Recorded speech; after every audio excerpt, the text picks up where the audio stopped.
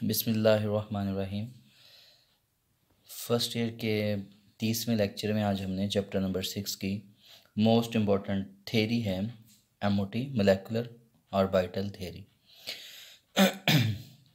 Last time जो हमने hybridisation पढ़ी उसमें हमने ये पढ़ा कि अगर आप एक मॉलिक्यूल लेते हैं चाहे वो ऑर्गेनिक है या इनऑर्गेनिक है तो जो सेंट्रल एटम है वो सेंट्रल एटम अपने ऑर्बिटल को हाइब्रिडाइज करता है, जिसकी चंद एक एग्जांपल्स हमने sp3, sp2 और sp हाइब्रिडाइजेशन। इसके अलावा भी बहुत सारी हाइब्रिडाइजेशंस हैं जिसमें डी शेल भी इन्वॉल्व होता है, आउटर ऑर्बिटल, इनर ऑर्बिटल। लेकिन फ़िलहाल इन सारी बातों के बरक्स एक नई थ्योरी पेश की गई जो मॉलिक्यूलर ऑर्बिटल थ्योरी के नाम से जानी जाती है, और ये बताती है कि जब कोई एटम्स आपस में बॉन्ड बनाते हैं तो एटम्स के बॉन्ड बनाने के दौरान जो ऑर्बिटल्स हैं, लाइक हाइड्रोजन का जो बॉन्ड बना, लाइक हाइड्रोजन का जो मॉलिक्यूल था, hydrogen molecule is HH। Molecular orbital theory बताती है कि अगर कोई ऐसी सिचुएशन आ जाए, हमारी बुक में होमो एटॉमिक मॉलिक्यूल्स हैं, हेट्रो में भी ये इस्तेमाल हो जाते हैं, लेकिन हमने वही पढ़ना है जो हमारे सिलेबस का हिस्सा है। अब उन्होंने कहा कि अगर ऐसे मॉलिक्यूल्स बनते हैं, इसमें तो कोई सेंट्रल एटम नज़र नहीं आया। अब हाइब्रिडाइजेशन किसकी होगी, ये भी कन्फ्यूजन है। मैं O2 ले लेता हूँ, oxygen to oxygen double bond. मैं नाइट्रोजन ले लेता हूँ, nitrogen to nitrogen double bond ले लेता हूँ। Cl to Cl single bond ले लेता हूँ। लॉट ऑफ एग्जांपल्स आर है। तो तब हाइब्रिडाइजेशन की जो सेंस है ना, वो हमें कुछ वैलिड नज़र नहीं आती।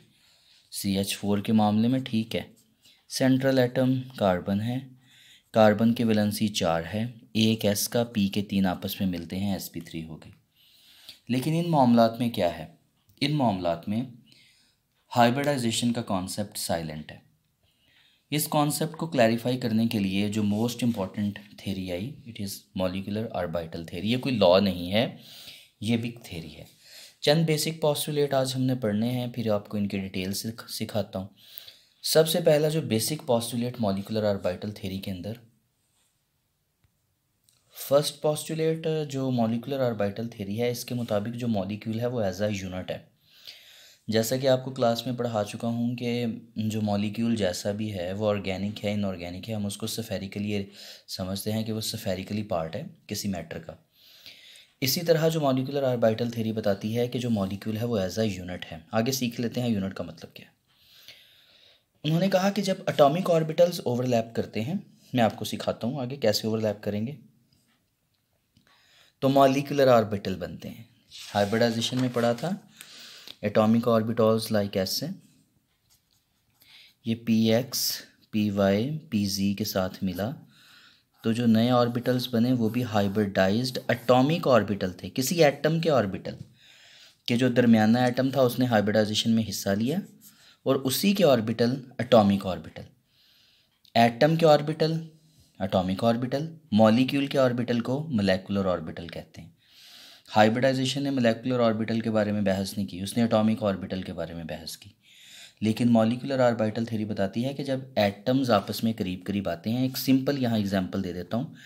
सपोज करें ये हाइड्रोजन पहला एटम 1s1, ये हाइड्रोजन दूसरा एटम 1s1, ये दोनों आपस में बहुत करीब करीब आए, ओवरलैपिंग के चांसेस बढ़ गए, ये आपस में ओवरलैप कर जाएंगे। इस तरह से पहले एक इलेक्ट्रॉन इधर, सपोज करें एक इलेक्ट्रॉन इधर, ये एटॉमिक ऑर्बिटल्स हैं। तो इनके नतीजे में हमने आगे बनाने हैं एटॉमिक ऑर्बिटल्स जब ओवरलैप करते हैं तो क्या बनते हैं, मोलेकुलर ऑर्बिटल्स। ये मोलेकुलर ऑर्बिटल्स भी दो बनेंगे, जितने एटॉमिक ऑर्बिटल्स ओवरलैप करते हैं उतने ही मोलेकुलर ऑर्बिटल्स बनते हैं, जिनको आगे हम बनाते हैं इंशाल्लाह। तो एटम के ऑर्बिटल को एटॉमिक ऑर्बिटल कहना है, और जब कोई मॉलिक्यूल बन जाए तो मॉलिक्यूल के ऑर्बिटल्स को मोलेकुलर ऑर्बिटल्स कहना है। ये इलेक्ट्रॉन यहाँ पे शेयर हो गए। अब ये एटॉमिक ऑर्बिटल नहीं है, ये कौन सा है, मोलेकुलर ऑर्बिटल है। तो ये कॉन्सेप्ट हमें हाइब्रिडाइजेशन ने नहीं प्रोवाइड किया, ये कॉन्सेप्ट हमें मोलेकुलर ऑर्बिटल थ्योरी ने प्रोवाइड किया। उन्होंने कहा कि जी जो मोलेकुलर ऑर्बिटल्स हैं ये सराउंड करते हैं, पहले आप पॉइंट को गौर से देखिएगा, इसकी आगे डिटेल अवेलेबल है। मोलेकुलर ऑर्बिटल दो या दो से ज़्यादा न्यूक्लियाई को सराउंड करते हैं। मोलेकुलर ऑर्बिटल, जितने एटॉमिक ऑर्बिटल मिलते हैं उतने ही मोलेकुलर ऑर्बिटल्स बनते हैं। अगर फॉर एग्जांपल आगे हमने बना लेने हैं, वैसे जब एस और एस ओवरलैप करें, सपोज करें, अब मैं डायरेक्टली ड्रॉ कर लेता हूँ। सपोज करें ये भी 1s1 है, ये भी 1s1 है, आपस में ओवरलैप कर रहे हैं। जब ओवरलैप करते हैं तो बनने वाले मोलेकुलर ऑर्बिटल्स भी दो होते हैं। एक ऐसा मोलेकुलर ऑर्बिटल बनेगा जिसकी एनर्जी कम होगी, एक ऐसा मोलेकुलर ऑर्बिटल्स बनेगा जिसकी एनर्जी ज़्यादा होगी। आगे डिटेल में बताता हूँ आपको। तो जितने एटॉमिक ऑर्बिटल्स ओवरलैप करते हैं उतने ही मोलेकुलर ऑर्बिटल्स बना करते हैं। मोलेकुलर ऑर्बिटल्स के दो नाम हैं, बॉन्डिंग मोलेकुलर ऑर्बिटल्स और anti bonding molecular orbitals. Bonding molecular orbitals जो हैं इनकी एनर्जी कम होती है, ये बेसिकली बॉन्ड बनने को ज़ाहिर करते हैं। और एंटी बॉन्डिंग मोलेकुलर ऑर्बिटल्स ये उस सिचुएशंस को ज़ाहिर करते हैं जब बॉन्ड नहीं बनता। बॉन्डिंग मोलेकुलर ऑर्बिटल्स ऐसे मोलेकुलर ऑर्बिटल्स हैं जो बॉन्ड के बनने को ज़ाहिर करते हैं, और एंटी बॉन्डिंग मोलेकुलर ऑर्बिटल्स ऐसे मोलेकुलर ऑर्बिटल्स हैं जो बॉन्ड का ना बनना ज़ाहिर करते हैं। आगे हमने इनकी सारी डायग्राम्स पढ़नी है। Bonding molecular orbitals lower energy वाले होते हैं और anti bonding molecular orbitals high energy. Bond तभी बनता है जब किसी चीज़ की एनर्जी क्या हो जाए, लो। ये मैं सिखाता हूँ ऐसा होता क्यों है।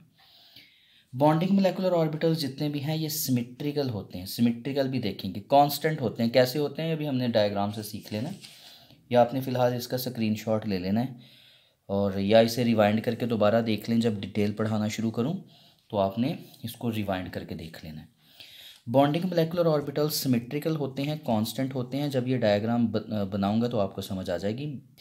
यहाँ पे ना एक बहुत इंपॉर्टेंट चीज़ थी, इलेक्ट्रॉन जब फिल करते हैं तो इलेक्ट्रॉन की फिलिंग इन प्रिंसिपल्स के तहत होती है, लेकिन जो अनफॉर्चुनेटली हमने पढ़ा ही नहीं, स्मार्ट सिलेबस में वो थे ही नहीं। ऑफ बो प्रिंसिपल स्मार्ट सिलेबस में नहीं था, पॉलिंग एक्सक्लूजन प्रिंसिपल नहीं था, हॉर्न्स रूल नहीं था, N+L रूल, ये सारा स्मार्ट सिलेबस से उन्होंने आउट करवा दिया। तो फिलहाल अगर आपने इलेक्ट्रॉन बॉन्डिंग और बॉन्डिंग मोलेकुलर ऑर्बिटल और एंटी बॉन्डिंग मोलेकुलर ऑर्बिटल में इलेक्ट्रॉन की फिलिंग ना इन 3 प्रिंसिपल्स के तहत होती है, जो हमने स्मार्ट सिलेबस के लिहाज से छोड़ दिए थे। अगर कभी टाइम हुआ क्लास में इंशाल्लाह तो इनको भी डिस्कस कर लेंगे, इसके लिए पूरा लेक्चर चाहिए हमें। Any how, bonding molecular orbitals भी हम पढ़ेंगे, दो तरह के हैं, पाई भी होते हैं, सिग्मा होते हैं। Anti bonding molecular orbitals pi star और सिग्मा स्टार, या सिग्मा स्टार और पाई स्टार। अब हम एग्जांपल्स की तरफ आते हैं। पहले पॉस्टुलेट का आप चाहे तो स्क्रीनशॉट लेना। सपोज करें जी, एग्जांपल से समझने की कोशिश करते हैं। ये देखें, आपके पास है हाइड्रोजन का बनना, H2 का बनना, हाइड्रोजन गैस का बनना, हाइड्रोजन मॉलिक्यूल का बनना, कुछ भी कह लें आप, हाइड्रोजन एटम का जॉइन होना, कोई भी नाम दे दें। इलेक्ट्रॉनिक कॉन्फ़िगरेशन अब तक आपके जहन में होनी चाहिए कि हाइड्रोजन की इलेक्ट्रॉनिक कॉन्फ़िगरेशन 1s1 1s1, दो हाइड्रोजन एटम है। ये पहला हाइड्रोजन एटम, ये दूसरा हाइड्रोजन एटम, इन दोनों के दरमियान बॉन्ड बनना है। अब जब ये दोनों ऑर्बिटल, इसके अलावा तो इसके पास है ही नहीं, इलेक्ट्रॉन अवेलेबल है ही नहीं, क्योंकि पहला शेल है, एक ही सब शेल है, एक ही ऑर्बिटल है, इट इज़ 1s1। तो P का चक्कर ही नहीं, D का चक्कर ही नहीं, F का चक्कर ही नहीं। सिंपल बात से शुरू करते हैं। जब ये दोनों करीब करीब आते हैं ना, तो according to the wave particle nature of matter, अगर इसके पास इलेक्ट्रॉन के पास कुछ ना कुछ मास है, हमने पढ़ा 9.1 क्रॉस 10⁻³ किलोग्राम, हम पढ़ चुके हैं। अगर इलेक्ट्रॉन्स के पास मास है जो इसमें घूम रहे हैं, इसका इलेक्ट्रॉन और इसका इलेक्ट्रॉन, तो जाहिर सी बात है उनके पास वेव नेचर भी है। सपोज करें इसके इलेक्ट्रॉन की एक वेव मैंने शो करवाई है, ये इसके इलेक्ट्रॉन की ये वेव इधर शो करवाई। ये वेव दो तरह से बिहेव करती हैं। फिजिक्स में आपने कभी इंटरफेरेंस के नाम से पढ़ा होगा इस बात को, कंस्ट्रक्टिव इंटरफेरेंस और डिस्ट्रक्टिव इंटरफेरेंस। अगर तो इसके इलेक्ट्रॉन और इसके इलेक्ट्रॉन की वेव्स आपस में एग्जैक्टली मैच कर गई तो क्या बनेगा, बॉन्ड बन जाएगा। लेकिन अगर एक का क्रस्ट दूसरे का ट्रफ, दूसरे का क्रस्ट पहले का ट्रफ, ऐसा भी हो सकता है। मैंने वेव आपको बेशक डायरेक्ट शो करवा दी, लेकिन दरमियान में साइन देखें। अगर तो ये प्लस हो रही हैं, एक जैसी हैं तो प्लस हो जाएंगी, तो क्या बन जाएगी, एक नई वेव बन जाएगी। ये मैंने psi1 psi2 लिखा है, इसे वेव फंक्शन कहते हैं। अभी फ़िलहाल श्रोडिंगर वेव इक्वेशन BSc का हिस्सा है, तो वहाँ पे जाके वेव फंक्शन का पता चलता है। लेकिन फ़िलहाल मैं सिर्फ आप वेव की तर्ज कह सकता हूँ, वेव की शक्ल कह सकता हूँ, वेव की प्रोपिगेशन कह सकता हूँ, कुछ भी कह लें आप। ये सपोज करें पहली वेव की प्रोपिगेशन, ये दूसरे की प्रोपिगेशन, दोनों का same crust, same trough, same position आपस में मैच होगी, ये बॉन्ड का बनना है। ये पहले इलेक्ट्रॉन के लिए है, क्योंकि इलेक्ट्रॉन कभी हम पढ़ चुके हैं कि इलेक्ट्रॉन जो हैं वो मूव करते हैं। अगर वो मटेरियल पार्टिकल हैं तो उनके पास वेव नेचर भी है, हमने डिटेल में ये बातें स्टडी की हैं। तो अगर तो इनकी वेव्स एग्जैक्टली मैच करगी तो बॉन्ड बन जाएगा। लेकिन अगर एक इलेक्ट्रॉन की वेव दूसरे इलेक्ट्रॉन में से सब्ट्रैक्ट हो जाए, सब्ट्रैक्ट का मतलब कि एक का नोड दूसरे का एंटी नोड या दूसरे पहले की पोजीशन दूसरे की पोजीशन रिवर्सिबल है, रिवर्स है एक दूसरे के, दोनों आपस में प्लस नहीं हो सकते, तो इसके नतीजे में बॉन्ड नहीं बनेगा। वेव का प्लस हो जाना बॉन्ड का बनना है। लेकिन अगर इलेक्ट्रॉन की वेव्स आपस में किसी तरह से भी मैच ना हो पाए तो इसको ज़ाहिर किया जाता है नेगेटिव साइन से। सपोज करें it is the wave 1, wave function 1, it is the wave function 2, it is the wave function of this electron, I have 1s1, it is a wave function of this electron. If they are not going to compile with each other, so it means they are going to subtract it from each other. Now the new system is observed, it is the psi1 minus psi2. अब ऐसी situation भी हो सकती है, यहाँ पे bond बन गया, यहाँ पे बॉन्ड का बनना नामुमकिन। इसका भी अपना वजूद है, इसका भी अपना वजूद है, इसका भी अपना वजूद है। इसके नतीजे में जो मॉलिक्यूलर ऑर्बिटल बनेगा वो बॉन्डिंग मॉलिक्यूलर ऑर्बिटल है, और इसके नतीजे में जो मॉलिक्यूलर ऑर्बिटल बनेगा वो anti bonding molecular orbital. Orbital दो बनने ही बनने हैं। एक ऑर्बिटल बनना है इनके एडिशन के नतीजे का, एडिशन के नतीजे की वजह से। मॉलिक्यूलर ऑर्बिटल कुछ भी नहीं है, आगे मैं डायग्राम आपको समझाता हूँ। मॉलिक्यूलर ऑर्बिटल एटॉमिक ऑर्बिटल का मजमुआ है। वो दो तरह से कंस्ट्रक्टिवली मैचअप होते हैं या डिस्ट्रक्टिवली मैचअप होते हैं, ठीक है। कंस्ट्रक्टिवली होंगे तो बॉन्ड बन जाएगा, और जो ऑर्बिटल बनेगा वो कौन सा होगा, मॉलिक्यूलर बॉन्डिंग मोलेकुलर ऑर्बिटल। और अगर वेव फंक्शन आपस में मैच नहीं करते तो क्या बनता है, एंटी बॉन्डिंग मोलेकुलर ऑर्बिटल, ठीक है। जहाँ बॉन्ड बन जाए, कभी आप पढ़ के आए हैं, वहाँ एनर्जी कम होती है, और जहाँ बॉन्ड बनने के चांसेस कम हों वहाँ पे एनर्जी ज़्यादा होती है। अब देखिए डायग्राम की तरफ आते हैं। सपोज करें ये 1s, ये 1s1, ये पहले हाइड्रोजन का, ये दूसरे हाइड्रोजन का। जब ये आपस में करीब करीब आए, ये दो चांसेस मैंने लिखे हैं। या तो क्या होगा, इनकी वेव्स आपस में एग्जैक्टली मैच कर जाएंगी, और एग्जैक्टली मैच करने की वजह से ये आपस में इस तरह से शेयर हो जाएंगे कि पहला ऑर्बिटल 1s दूसरे के 1s में एग्जैक्टली ओवरलैप कर जाएगा। जब ये ओवरलैप कर गया तो देखें क्या बनेगा, ये पॉजिटिव चार्ज वैसे का वैसे ही, न्यूक्लियस ये वैसे का वैसे ही। इलेक्ट्रॉन किधर हैं भाई, इलेक्ट्रॉन इसके ये देखें ये दरमियान में, ठीक है। यहाँ पे इलेक्ट्रॉन के पाए जाने के चांसेस मैक्सिमम होंगे, और ये सिमेट्रिकल अरेंजमेंट ऑफ इलेक्ट्रॉन, हर जगह से एक जैसी। अगर मैं कोई ऑर्बिटल आगे जाके हम पी में ड्रॉ करेंगे, एक अगर इलेक्ट्रॉन इधर आ जाए, एक इलेक्ट्रॉन इधर आ जाए, एक इलेक्ट्रॉन इधर आ जाए, एक इलेक्ट्रॉन इधर आ जाए, तो ये कैसी डिस्ट्रीब्यूशन है, ये अनसिमेट्रिकल है। तो फिलहाल जब आपने बताना है कि बॉन्डिंग मोलेकुलर ऑर्बिटल जब बनता है तो अरेंजमेंट कैसी होती है, सिमेट्रिकल होती है। तो इलेक्ट्रॉन्स जो हैं ये अवेलेबल होते हैं between the two nuclei, two या दो से ज़्यादा। अगर मैं O2 की एग्जांपल से O3 की एग्जांपल बना लूँ तब कितने न्यूक्लियाई होंगे, 3 हो जाएंगे, लेकिन वो एग्जांपल बुक में अवेलेबल नहीं है। तो अगर तो ये आपस में एग्जैक्टली ओवरलैप कर गए तो ओवरलैप की वजह से एक ऑर्बिटल ऐसा बनेगा जिसमें बॉन्ड बनाने के चांसेस मैक्सिमम हैं। ये किसका नतीजा है, ये psi1 प्लस psi2 का नतीजा है। ऊपर की तरफ अगर देखा जाए तो ऊपर की तरफ क्या है कि सिंपली ये दोनों ऑर्बिटल्स एक दूसरे के करीब करीब आते हैं, लेकिन इसकी जो वेव है वो दूसरे की वेव में ऐड अप नहीं हो सकती, जिसकी वजह से क्या है, ये दोनों एक दूसरे से अवे रहते हैं। यहाँ से बस खालीपन, यहाँ पे इलेक्ट्रॉन समा नहीं सकता, ये खालीपन है और कुछ भी नहीं है। ऑर्बिटल बनता है लेकिन क्या है, रिपल्शन ज़्यादा है। रिपल्शन ज़्यादा होने की वजह से या यहाँ पे इनके वेव फंक्शन psi1 और psi2 मैच ना होने की वजह से कुछ ऐसा स्ट्रक्चर बना जो ज़्यादातर रिपल्शन को ज़ाहिर करता है। और जहाँ रिपल्शन ज़्यादा हो एनर्जी भी ज़्यादा है। जहाँ रिपल्शन कम है, देखें न्यूक्लियाई एक दूसरे से दूर दूर हैं और दरमियान में क्या है, इलेक्ट्रॉन। ये इलेक्ट्रॉन आपस में स्ट्रांगली अट्रैक्ट होते हैं इधर वाले न्यूक्लियस से, इधर वाले न्यूक्लियस से। तो ये molecular orbitals bonding molecular orbitals है, और ये molecular orbitals anti bonding molecular orbitals है, और ये खालीपन है। और जहाँ पे मैंने ये नीचे भी ड्रॉ किया हुआ है, ये देखिए यहाँ पे खालीपन है। यहाँ पे इलेक्ट्रॉन कभी नहीं पाया जा सकता। क्यों नहीं पाया जा सकता भाई, क्योंकि यहाँ पे वेव फंक्शन इसका 1s का इस वाले 1s का इस वाले 1s से मैच नहीं हुआ। ये करीब करीब तो आए, इन्होंने कोशिश तो की कि ये बॉन्ड बना ले, लेकिन हुआ क्या, यहाँ पे रिपल्शन ज़्यादा थी, एनर्जी ज़्यादा थी। इसका साई 1 था, इसका साई 2 था, ये आपस में मैच नहीं कर पाया तो ये सब्ट्रैक्ट हो गया। जब सब्ट्रैक्ट करना है तो इतना हिस्सा आपने उड़ा देना है। ये डायग्राम्स तो भाई आपको याद ही करनी पड़ेंगी।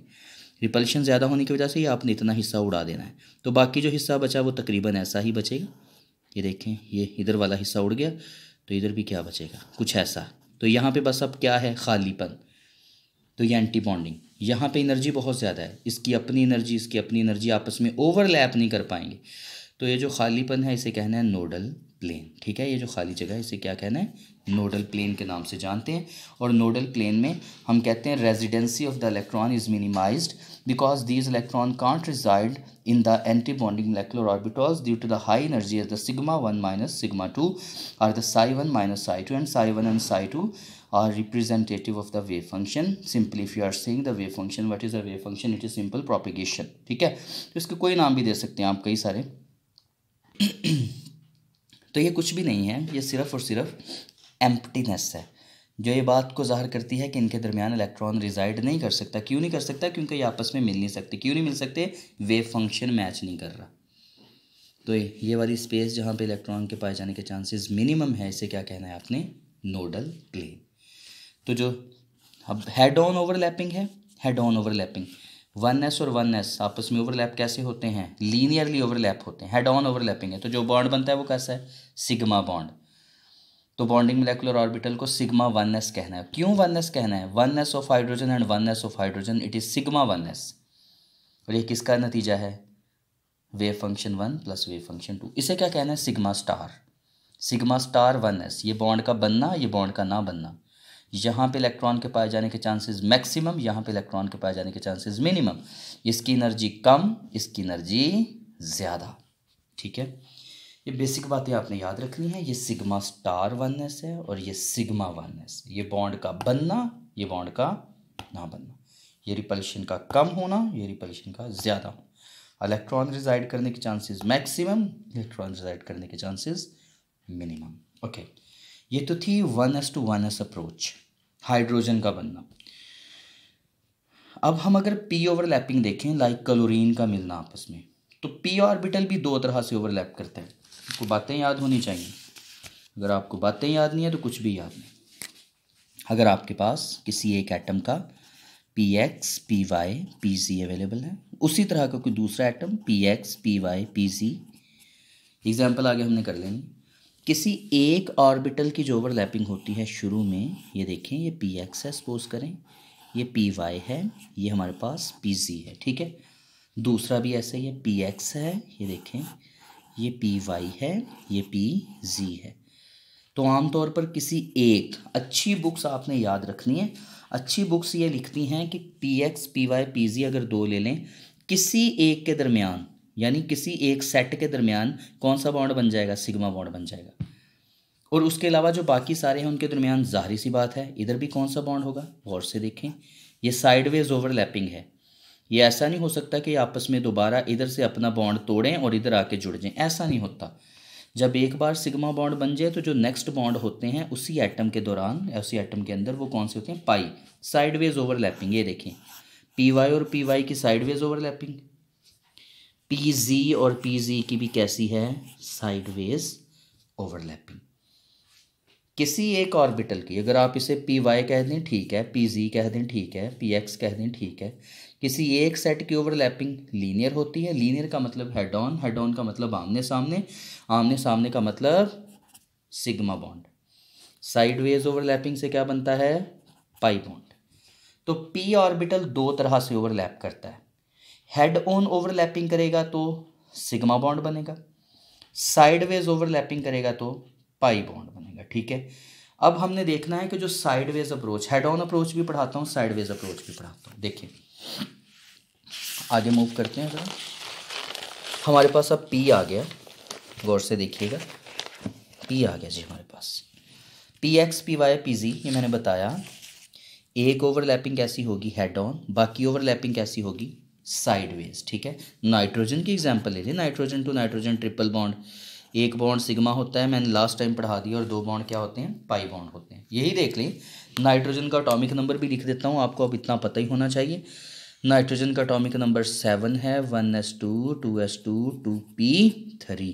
एक इलेक्ट्रॉन एक इलेक्ट्रॉन एक इलेक्ट्रॉन, नाइट्रोजन का पहला एटम, एक इलेक्ट्रॉन एक इलेक्ट्रॉन एक इलेक्ट्रॉन, ये नाइट्रोजन का दूसरा एटम है। तो px से px ओवरलैप करेगा, py से py, pz से। एक और बहुत अहम बात जो हमारी बुक में अवेलेबल नहीं है, ये बात आपने याद रखनी, हमेशा किसी एक एटम के s से दूसरे एटम का s ओवरलैप करेगा। हमेशा अगर किसी एटम का s है, किसी एक एटम का अगर s है, तो दूसरे एटम से किसके साथ ओवरलैप करेगा? उसी के s के साथ, ठीक है। और जिनके साथ ओवरलैपिंग होती है उनमें एनर्जी डिफरेंस बहुत थोड़ा होता है। मतलब इसका अगर 1s है हाइड्रोजन का, तो दूसरे का भी क्या होगा? 1s। अगर इसका 2s है तो अगले का भी क्या होगा? 2s। अगर इसका 3s है तो गोज ऑन 3s। शेप्स भी, एटॉमिक ऑर्बिटल बनाने के लिए जो ऑर्बिटल आपस में मिक्सअप होते हैं उनकी शेप्स भी एक जैसी होनी चाहिए और उनकी एनर्जी भी तकरीबन कांस्टेंट होनी चाहिए, ठीक है।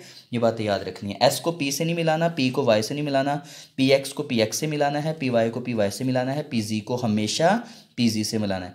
क्योंकि मोलेकुलर ऑर्बिटल ज़्यादातर किसको डिफाइन कर रही है? जिसमें कोई सेंट्रल एटम ना हो, जैसा कि हाइड्रोजन, ऑक्सीजन, नाइट्रोजन का मॉलिक्यूल गोज ऑन। अच्छा, अगर देखते हैं कि जी हमारे पास p की ओवरलैपिंग है तो p की ओवरलैपिंग कैसी होगी? 1s हमने पढ़ लिया, इससे दो ऑर्बिटल्स बनते हैं हाइड्रोजन की एग्जांपल में। px से ओवरलैप करेगा, py से ओवरलैप करेगा, pz से ओवरलैप करेगा। मैंने लिखा था atomic orbitals of the same shape and same और nearly same energy will overlap. Nearly same energy का मतलब कि उनका एनर्जी डिफरेंस जो है वो बहुत थोड़ा होगा। एनर्जी डिफरेंस अगर बहुत कम है तो बहुत कम होने से मतलब तकरीबन सेम ही है। अगर ऑर्बिटल्स का एनर्जी डिफरेंस बहुत थोड़ा हो तो वो ऑर्बिटल्स आपस में मिक्सअप हो जाएंगे। ये नहीं है कि 1s को 2s से ओवरलैप करवाएं, 2s को 3s से, नेवर। हमेशा वो ऑर्बिटल्स आपस में ओवरलैप करते हैं। 1s का मतलब पहले शेल का s सब शेल, पहले शेल का s, क्योंकि पहले शेल और दूसरे शेल में एनर्जी का डिफरेंस है। कभी ऐसा नहीं करना कि पहले एटम का ले लिया 1s, इसको ओवरलैप करवा दिया अगले के 2s के साथ, तो बॉन्ड जो हमारे पास MOT है इसको सपोर्ट नहीं करती। 1s से ओवरलैप करता है 2px से, 2py से, 2pz। मैंने कोई एक बताया कि ओवरलैपिंग जो है वो लीनियर होती है, हेड ऑन होती है, जिसके नतीजे में जो बॉन्ड बनता है वो कैसा होता है? सिग्मा। देखिए, जब p से ओवरलैप करता है तो दो चांसेस हैं। p के लूप भी डिफरेंट है, गौर से सुनना इस बात को। p का एक लूप पॉजिटिव साइन से ज़ाहिर होता है, एक लूप नेगेटिव साइन से। पॉजिटिव नेगेटिव ये साइंस हैं। p के लूप दोनों डिफरेंट होते हैं। ये p का लूप इससे डिफरेंट है, ये p का लूप इससे डिफरेंट है। किसी एक p के दो लूप दोनों से डिफरेंट है। अगर तो सेम लूप्स आपस में एक दूसरे के सामने आए, ओवरलैपिंग हो गई। जब ओवरलैपिंग हो जाएगी ये आपस में मिल जाएंगे। प्लस का मतलब न्यूक्लियस नहीं है, प्लस का मतलब इनकी सेम ओरिएंटेशन है, या यूं कह लें psi1 प्लस psi2, जो मैंने अभी बताया, ऐसे समझ लें। अगर तो ये ओवरलैपिंग होगी, ये दोनों आपस में मिल जाएंगे। जब ये दोनों आपस में मिल जाएंगे तो ये देखें, ये दरमियान वाला, इनके मिलने से ये साइज़ बढ़ जाएगा, बढ़ गया। इसकी निस्बत ये वाले और ये वाले, ये दोनों का साइज़ क्या रह जाएगा? छोटा रह जाएगा। और ये न्यूक्लियस मैंने कभी आपको पी की शक्ल बताई थी कि जिस तरह शेल किसी न्यूक्लियस को सराउंड करते हैं, उसी तरह सब शेल भी किसको सराउंड कर रहे होते हैं? न्यूक्लियस को। ये दरमियान में पॉजिटिव साइन का मतलब न्यूक्लियस, इस पॉजिटिव साइन का मतलब ओरिएंटेशन, शेप। इन दोनों की शेप सेम होगी तो ओवरलैप कर जाएगा। अगर यहाँ पॉजिटिव और यहाँ नेगेटिव साइन में लिख दूँ, यानी दोनों का शक्ल डिफरेंट है, इनके लूप डिफरेंट है, शक्ल का मतलब इनके लूप्स की ओरिएंटेशन डिफरेंट है। या और सिंपल करूं, अगर इसका वेव फंक्शन psi1 है, इसका वेव फंक्शन psi2 है, ये दोनों आपस में मैच अप नहीं हो रहे, तो उसके नतीजे में क्या होगा भाई? उसके नतीजे में ये करीब आएंगे, बहुत करीब आए। करीब आने के बाद कोशिश की कि आपस में बॉन्डिंग बना लें, लेकिन वेव फंक्शन मैच नहीं कर पाया, ये इतना हिस्सा उड़ गया। ये बात याद रखनी, रिपल्शन बढ़ गई ना, इलेक्ट्रॉन तो रिजाइड करेगा नहीं, ये इतना हिस्सा उड़ा दें। जब इतना हिस्सा उड़ गया, खालीपन आ गया, एक लूप तो बाकी है, एक हिस्सा यहाँ से उड़ गया। अब ये बन जाएगा इसका नोडल प्लेन, ठीक है। ये है एंटी बॉन्डिंग, इसे कहना है sigma 2px, sorry sigma star 2px। और जब 2px आपस में मिलके बॉन्डिंग बना लें, क्योंकि बॉन्डिंग कैसी है? Head on. जब बॉन्डिंग हेड ऑन है तो साइन कौन सा होगा? सिग्मा ही होगा। तो जिसकी वजह से इसे क्या कहना है? Sigma 2px। बॉन्ड का बनना, एनर्जी का कम, और यहाँ बॉन्ड बनने के चांसेस कम से कम, तो इसे क्या कहना है, सिग्मा स्टार। इससे आगे बस एक हमने और, फिर इसके बाद हमने एग्जाम्पल की तरफ जाना है। अगर ये तो है पी की हेड ऑन ओवरलैपिंग, है P he head on overlapping, अगर हमारे पास पी की साइडवेज ओवरलैपिंग आ जाए देन हम क्या करेंगे, बहुत ही आसान है, बस आपको जल्दी जल्दी बता के वीडियो को ख़त्म करते हैं। सपोज करें कि जी पी साइड से आके मिलना चाहता है, साइड से आके मिलने के भी दो चांसेस हैं। जिस तरह लीनियरली वेव फंक्शन है उसी तरह साइड का भी वेव फंक्शन है। सपोज करें ये साई 1 है, ये साई 2, इसका पॉजिटिव दोनों आपस में एक दूसरे के आमने सामने आ गए। चलें जी, दोनों का फंक्शन एग्जैक्टली मैच कर गया। जब मैच कर गया, ये ऊपर वाला ऊपर वाले लूप से, नीचे वाला नीचे वाले लूप से अच्छी तरह से मिक्स हो गया। ये देखें, ऊपर वाला लूप ऊपर वाले लूप से मिक्स हो गया, नीचे वाला लूप नीचे वाले मिक्स। ये ज्योमेट्री, ये शक्ल आपने लाजमी याद रखनी, आपको बनानी आनी चाहिए। तो ये दरमियान में हमने कभी पाई बॉन्ड पढ़ा था, ये ऊपर से एक लूप मिक्स हो गया, ये नीचे से मिक्स हो गया, तो ये वाले आपके पास यहाँ पे इलेक्ट्रॉन के पाए जाने के चांसेस मैक्सिमम, और ये इसका है जी नोडल प्लेन। यहाँ पे इलेक्ट्रॉन कभी नहीं पाया जाएगा, दरमियान में इलेक्ट्रॉन पाए जाएंगे। ठीक हो गया। लेकिन अगर कभी ऐसा हो जाए कि इसका पॉजिटिव है और इसका नेगेटिव है, यानी इसका साई 1 है, इसका साई 2 है, ये आपस में मैच नहीं कर पा रहा। जब ये मैच नहीं कर पा रहा तो क्या होगा, कोशिश करेंगे कि आपस में मिक्स हो जाए, कोशिश करेंगे कि मिक्स हो जाए, लेकिन क्या होगा, जब ये बहुत करीब आएंगे रिपल्शन होगी, तो लूप्स जो 4 के 4 लूप हैं, एक इधर को ऐसे मुड़ जाएगा, एक इधर को मुड़ जाएगा। शक्ल आपके सामने, इस वाला लूप इस वाले लूप को रिपेल करके थोड़ा सा स्ट्रक्चर को बदल देगा। कुछ ऐसे ये जो लूप हैं, ये कुछ जी आप ऐसे बना दें, ठीक है, थोड़ी सी शक्लें उनकी आप मोड़ दें। पहले वो बिल्कुल सीधे थे, रिपल्शन की वजह से उनकी शक्लें थोड़ी थोड़ी मुड़ गई। ये न्यूक्लियस वैसे का वैसे, ये न्यूक्लियस वैसे का वैसे, और ये क्या है जी, आपके पास इलेक्ट्रॉन पाए जाने के chances minimum. It is called nodal plane. इंशाल्लाह नेक्स्ट लेक्चर में हम इनकी एग्जांपल्स देखते हैं, हाइड्रोजन, नाइट्रोजन, ऑक्सीजन, फ्लोरीन, और जो भी एक दो एग्जांपल्स हैं। अल्लाह हाफिज़।